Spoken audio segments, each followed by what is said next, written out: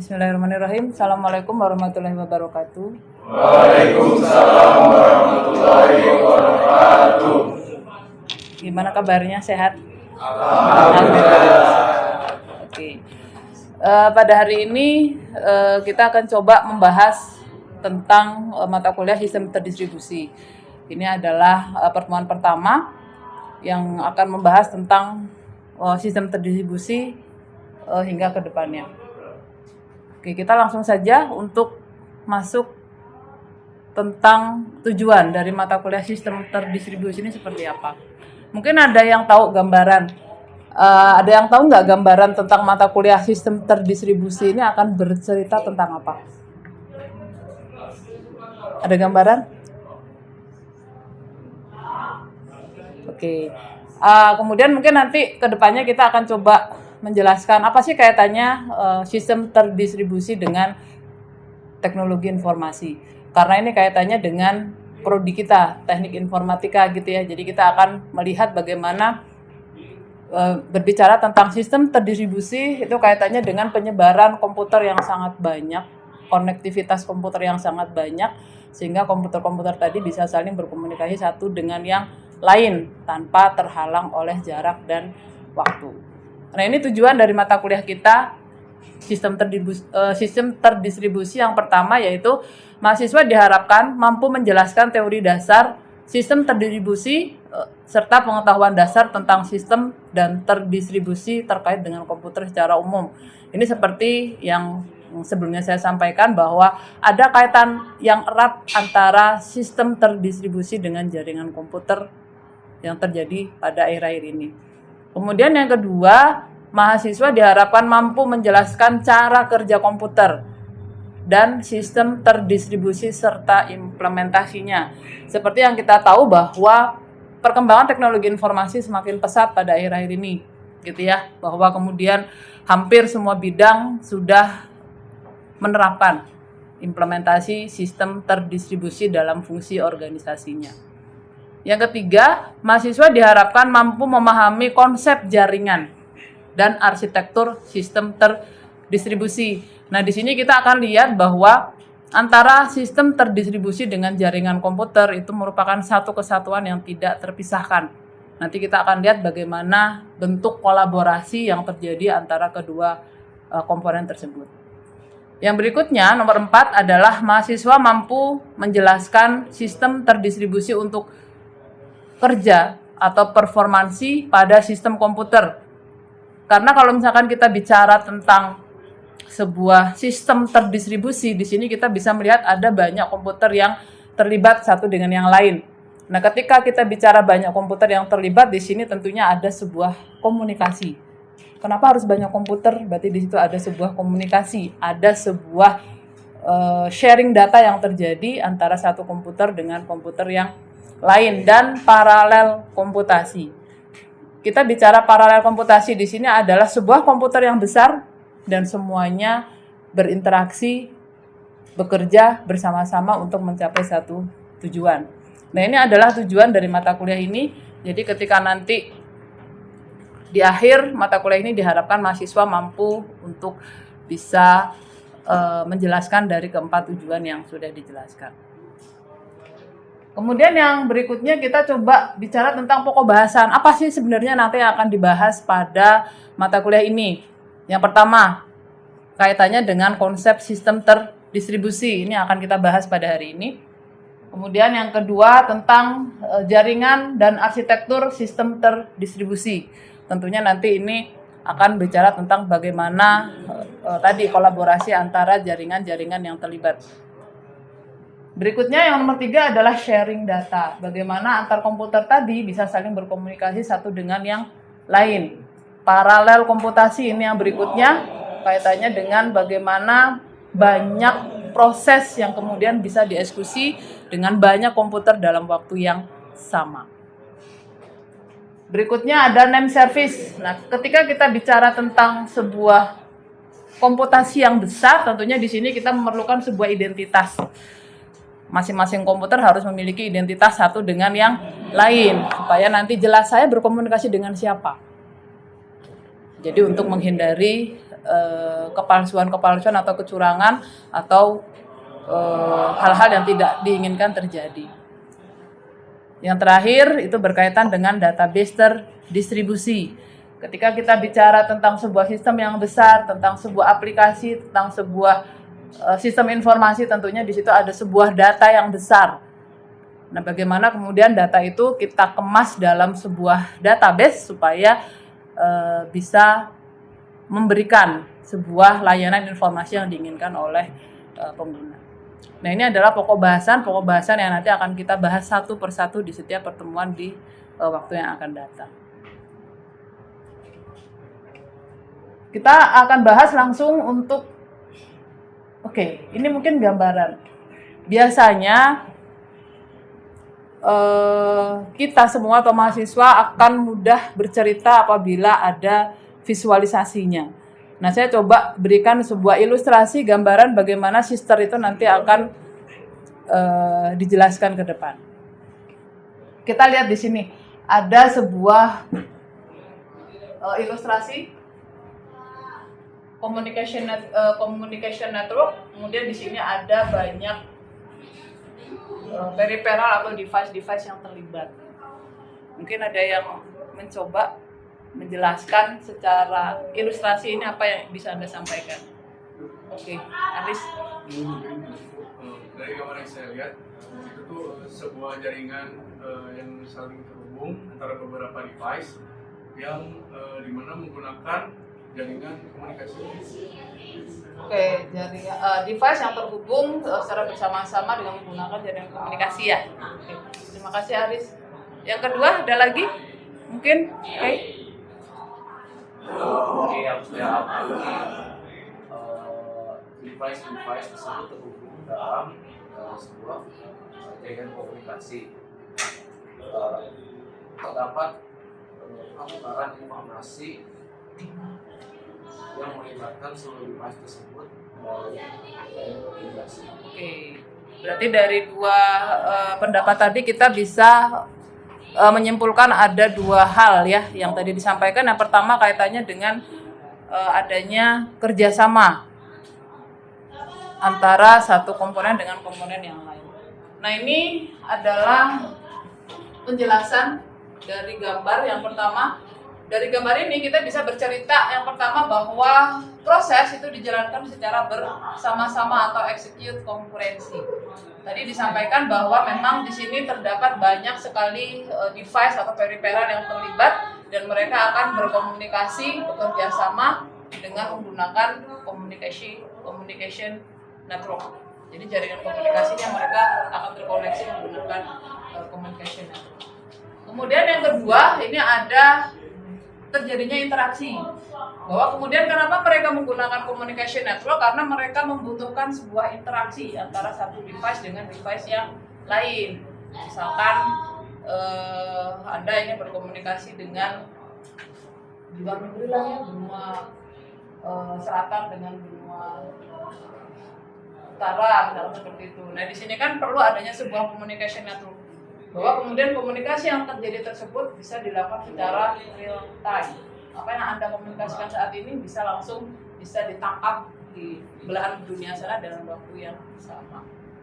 Kemudian yang berikutnya adalah mengkoordinasikan aktivitas untuk pertukaran informasi. Sudah jelas kenapa kita saling berkomunikasi, kenapa kita berinteraksi, karena ada informasi yang ingin kita sampaikan, ada informasi yang ingin kita tukarkan antara satu device dengan device yang lain. Nah, ini mungkin sedikit gambaran bagaimana ke depan sistem terdistribusi itu akan bicara tentang bagaimana komunikasi atau kolaborasi antar jaringan, infrastrukturnya, perangkat kerasnya, perangkat lunaknya, aplikasinya, gitu ya, semuanya akan dikemas dalam satu kesatuan.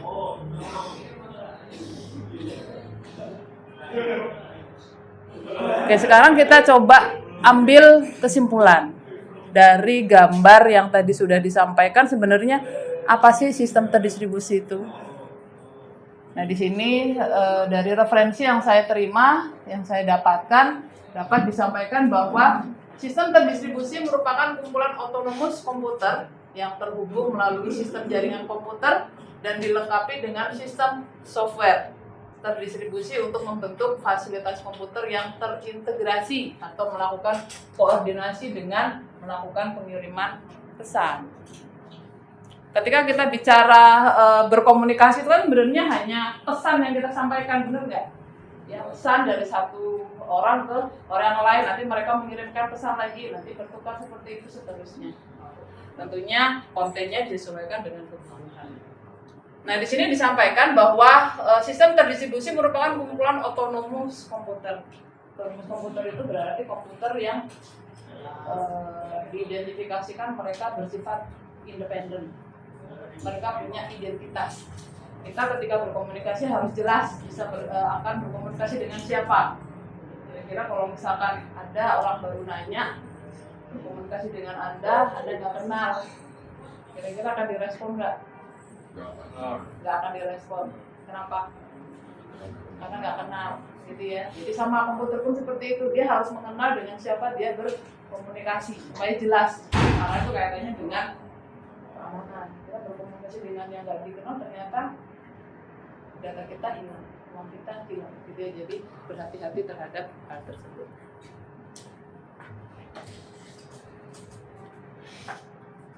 Oke, lanjut. Tadi kita sudah bicara tentang sistem terdistribusi dengan berbagai bentuk ilustrasinya. Sekarang kita coba lihat contoh dari sistem itu apa sih? Yang pertama, internet. Siapa yang tidak pakai internet pada saat ini? Ada yang nggak pakai internet? Ada mungkin ya, tapi hanya untuk orang-orang yang benar-benar terpencil mungkin ya, gitu. Jadi mungkin karena infrastrukturnya belum ada atau mungkin device-nya belum ada, jadi mungkin. Tapi kalau misalkan kita bicara secara penggunaan secara luas, internet itu sudah menjadi kebutuhan pokok saat ini. Komunikasi menggunakan internet. Kemudian yang kedua, intranet. Apa bedanya internet dengan intranet? Ada yang masih ingat?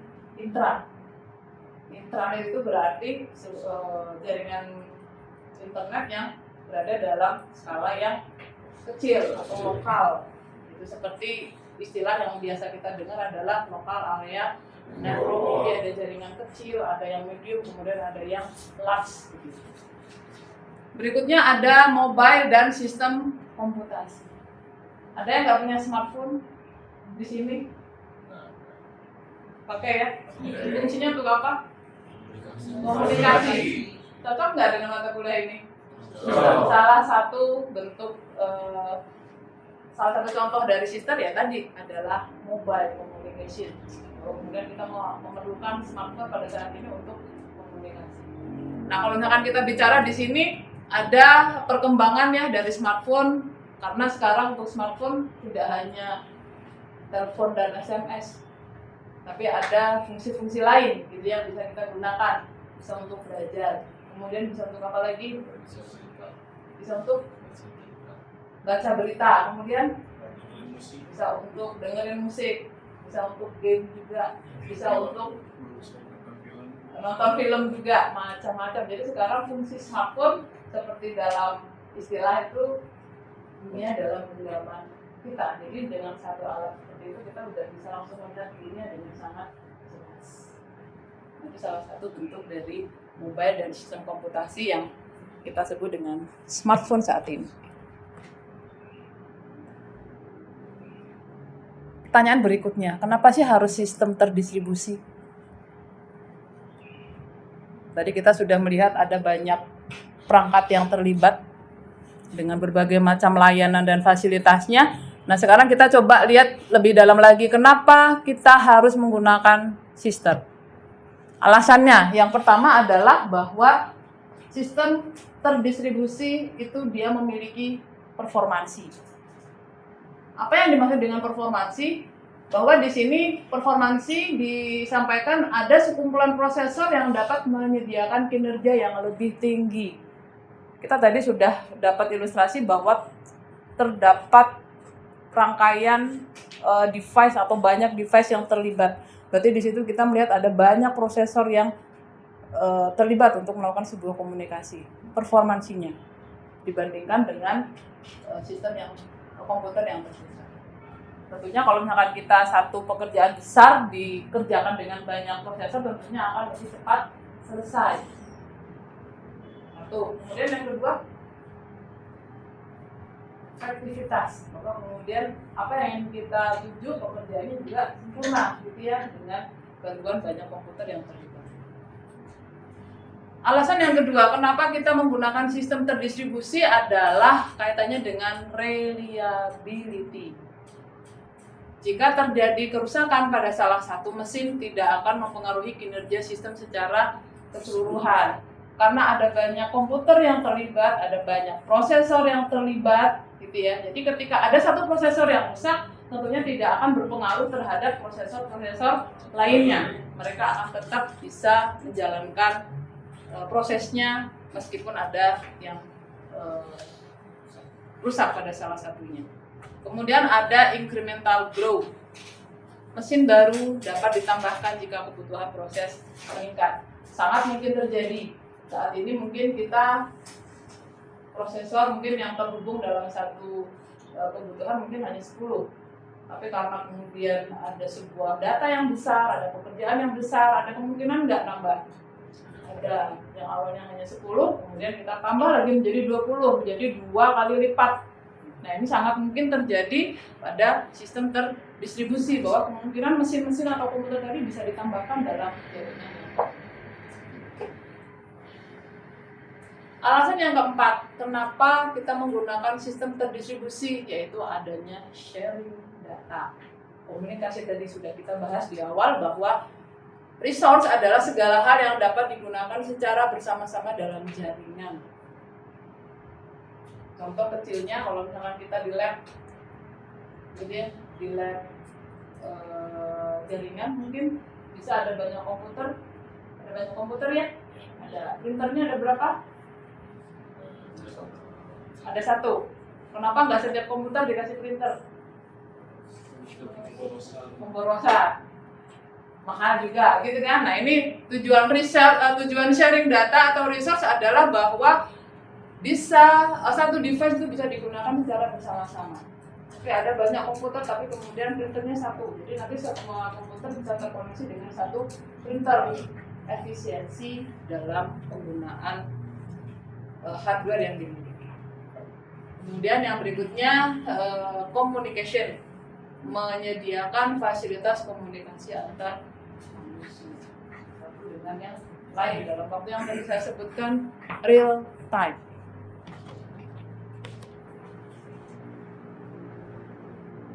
Oke, sekarang kita coba lihat. Kalau misalkan tadi kita bicara mengapa sistem terdistribusi kita gunakan sih. Mungkin ini adalah sebuah pendekatan yang bisa diterima. Bagaimana kemudian implementasi sistem terdistribusi dalam fungsi organisasi. Ada beberapa contoh pemanfaatan sistem dalam fungsi organisasi. Yang pertama dari bank. Ada yang tidak punya nomor rekening? Semua punya ya? Oke. Dari perbankan mungkin saya coba sampaikan bagaimana peranan sister. Sekarang semua layanan bank yang awalnya dikelola oleh manusia, itu sekarang sudah mulai dialihkan ke mesin. Apa isinya mesin? Aplikasi. Ya, komputer yang kemudian di dalamnya ada aplikasi yang kemudian dia menggantikan peran manusia dalam menjalankan tugasnya. Beberapa kala mungkin ya mau setor uang, transfer uang, tarik uang harus antri, ya antri, baru kemudian dia ke teller, kemudian dapatlah layanan yang diinginkan. Sekarang masih ada yang seperti itu, antrian-antrian di bank. Antrian sekarang ada di ATM. Anda mau transfer, Anda mau ambil uang, Anda mau setor uang, semuanya ada di sana. Jadi sekarang untuk front office teller sekarang sudah soft seperti ini, dan minim kecuali memang untuk pelayanan yang antri. Kemudian untuk transportasi. Oke, transportasi mungkin ada yang mau coba menyampaikan? Saya untuk di di bidang transportasi sendiri, saya mengambil contohnya itu di Gojek. Mungkin di sana terjadi sistem terdistribusi di mana semua orang itu membutuhkan transportasi yang secara instan melalui aplikasi Book, yang dimana orang yang membutuhkan tersebut tinggal membuka handphonenya, lalu tinggal membuka aplikasi dan order ojek online dan pilih untuk destinasi yang dia inginkan. Nah, di situ terdapat beberapa entitas yang terlibat, dan antara lain yaitu pengguna, lalu ada mungkin adminnya juga, dan ada drivernya. Nah, secara garis besarnya itu terjadi sistem terdistribusi tersebut, Bu. Seperti itu. Oke, Gojek ya, layanan yang banyak kita gunakan, layanan terkini kaitannya dengan Gojek. Bahwa kemudian gampang sekali sekarang untuk transportasi, ada layanan motor, ada layanan mobil, kemudian ada paket data juga, ada makanan juga, semua di sana gitu ya, bahwa semuanya dimudahkan dengan layanan Gojek. Oke. Kemudian yang berikutnya ada telekomunikasi. Nah, telekomunikasi tadi sudah saya singgung kaitannya dengan smartphone. Semua layanan bisa Anda lakukan dalam satu device yang ada dalam genggaman. Nah, sekarang kita bicara permasalahan. Tadi sudah kita bicara tentang kompleksitas layanan dengan fitur-fiturnya untuk fungsi organisasi. Sekarang ada permasalahan nggak sih dalam pengembangan sistem terdistribusi? Yang pertama adalah kaitannya dengan heterogenan. Suatu sistem terdistribusi dapat dibangun dari berbagai macam OS atau software, hardware, dan perangkat lunak yang berbeda. Sekarang bayangkan, Anda transfer uang dari Sabang ke Merauke. Kalau misalkan Anda tidak menggunakan aplikasi, kira-kira Anda transfer 1 juta akan sampai berapa lama di Merauke-nya?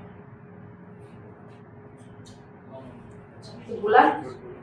Belum lagi uang untuk transportasinya ya. Nah, sekarang kalau misalkan dengan menggunakan sistem terdistribusi, kira-kira dari Sabang ke Merauke transfer berapa lama waktunya? Sampai 5 menit ya. Anda bisa bayangkan nggak, dari Sabang ke Merauke ada banyak infrastruktur yang kemudian terbentang. Dari ada lautan, ada daratan, ada pegunungan, yang kemudian itu kemudian melayani apa yang dilakukan, sehingga yang tadinya 1 bulan bisa dipersingkat menjadi maksimal mungkin 5 menit untuk transfer uang. Anda bayangkan. Nah, ini adalah heterogenitas. Kemudian yang kedua kaitannya dengan keterbukaan, extensibility, penambahan device yang kemudian bisa dikelola oleh banyak vendor yang berbeda. Setiap vendor pasti memiliki karakteristik yang berbeda satu dengan yang lain. Keamanan. Kenapa keamanan menjadi permasalahan di sini? Karena banyak komputer yang terlibat sehingga akan sulit untuk memantau keamanan pada masing-masing device yang terlibat.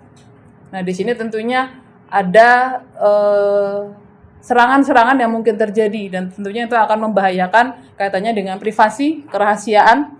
Ketika kita berkomunikasi tentunya kita ingin rahasia. Kita tetap terjaga, tidak ingin diketahui oleh orang lain. Yang kemudian yang nomor 2 adalah autentikasi, keaslian. Kita asli berkomunikasi dengan orang yang kita percaya. Jadi bukan palsu seperti itu. Kemudian ada availability, yaitu ketersediaan. Ketersediaan apa di sini? Maksudnya adalah ketersediaan informasi. Ketika kita ingin mengakses sebuah layanan informasi, itu harus bisa disediakan oleh penyedia informasi. Kita ingin tarik tunai, harus bisa tarik tunai. Jangan sampai nanti terdapat kesalahan atau kegagalan sehingga kemudian itu merugikan customer-nya. Penanganan kegagalan. Setiap proses komputer atau jaringan dapat mengalami kegagalan secara independen. Komponen lain harus bisa berjalan dengan baik. Ini kaitannya dengan performansi. Bahwa satu komputer yang rusak itu tidak boleh mempengaruhi komputer lain. Kemudian ada transparansi. Tadi saya sudah sampaikan bahwa ada ribuan atau bahkan jutaan infrastruktur yang terlibat dalam satu jaringan komunikasi.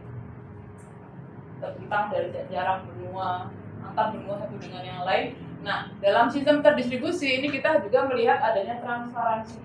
Kita tidak melihat semua infrastruktur itu dalam satu kesatuan, tapi kita hanya melihat layanan. Tidak perlu melihat berbagai macam kesulitan, kita tidak perlu melihat banyak device yang terlibat, itu semuanya transparan, tidak akan terlihat oleh kita sebagai user. Jadi ketika kita transfer, nyampe sudah. Padahal kalau misalkan kita lihat di belakang itu banyak sekali komponen-komponennya. Oke, ini kaitannya dengan kendala yang dihadapi dalam sistem terdistribusi. Mungkin itu saja yang bisa saya sampaikan kaitannya dengan overview tentang mata kuliah ini, sistem terdistribusi. Sebelum saya akhiri, mungkin ada pertanyaan? Ini saya mau nanya. Boleh. Ini kan tadi itu kita menjelaskan tentang sistem terdistribusi. Terus saya juga pernah baca tentang sistem terpusat, Bu. Nah, yang jadi pertanyaan saya, apa sih perbedaan dari sistem terdistribusi itu sama sistem terpusat? Oke. Apa yang membedakan antara sistem terdistribusi dengan sistem terpusat? Sistem terdistribusi tadi saya sudah sampaikan bahwa di sini terdiri dari banyak prosesor, gitu ya. Banyak prosesor yang memungkinkan dia bisa berperan menjadi server. Jadi ada banyak server yang kemudian terlibat dalam sistem terdistribusi. Sehingga kemudian ketika salah satu prosesor server tadi mati, prosesor yang lain tetap bisa menjalankan fungsinya. Itu kalau sistem. Kalau terpusat bagaimana? Kalau terpusat dia hanya punya satu server dengan banyak klien. Jadi kalau misalkan servernya mati, kliennya ikut mati. Itu yang membedakan antara sistem dengan sistem terpusat. Jadi paham? Ada lagi pertanyaan yang lain? Oke. Dari yang sudah Ibu tadi, Ibu memainkan antara jaringan komputer dan juga sistem terdistribusi. Jadi pertanyaan saya tuh, apa perbedaan antara jaringan komputer dan juga sistem terdistribusi? Oke, apa perbedaan antara jaringan komputer dengan sistem terdistribusi? Jadi sudah saya singgung banyak sekali tentang jaringan komputer, sistem terdistribusi, gitu ya. Secara ilustrasinya, kalau misalkan kita bicara jaringan, itu berarti ada banyak komputer yang terlibat. Ada banyak jaringan yang terkoneksi dengan jaringan-jaringan. Jadi kita melihat secara kasat mata ada perangkat keras yang terlibat. Ada komputernya, ada jaringannya. Sistem itu adalah perangkat lunak yang ada dalam komputer-komputer yang terlibat tersebut. Jadi seperti disampaikan ada Gojek, ada perbankan. Jadi itu kan ada software yang kemudian mengalir di dalamnya, yang ditanam di dalamnya, kemudian dia melakukan komunikasi antara satu komputer dengan jadi tadi antara jaringan komputer dengan sistem terdistribusi adalah satu kesatuan yang kemudian memfasilitasi supaya terjadinya komunikasi dalam jaringan yang ada. Ya, jadi ada lagi terakhir, pertanyaan terakhir? Oke. Mungkin tadi Ibu sudah menjelaskan mengenai implementasi dari beberapa contoh fungsi organisasi.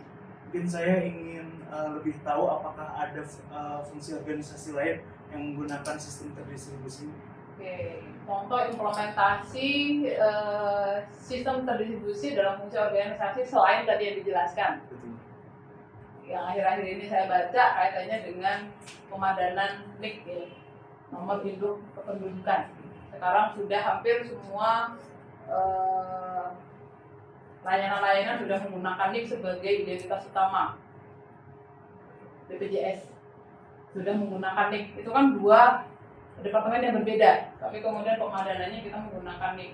Kemudian yang berikutnya SIM. Ya, SIM juga sekarang kita sudah menggunakan, sudah ada wacana mengintegrasikan antara NIK dengan SIM. Jadi nanti nomor SIM itu akan diganti dengan nomor NIK-nya.